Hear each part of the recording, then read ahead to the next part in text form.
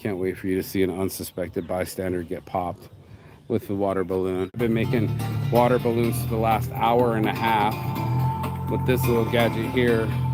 2 pumps of that balloon, right? 2 pumps. Oh, wait. I got tunes going. Look, I got water balloons. I got like 300 of them in a pack. It's 100.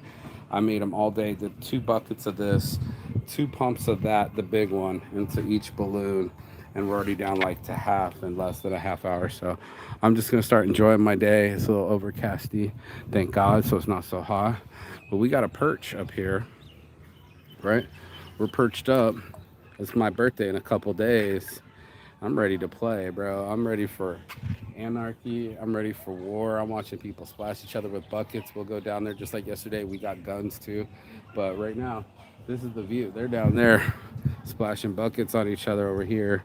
There's not much going on here for this one, but it's Songkran. Look at these beautiful mountains. Go do the morning motivation to all these beautiful mountains. I'm locked and loaded. I can't wait for you to see an unsuspected bystander get popped with the water balloon.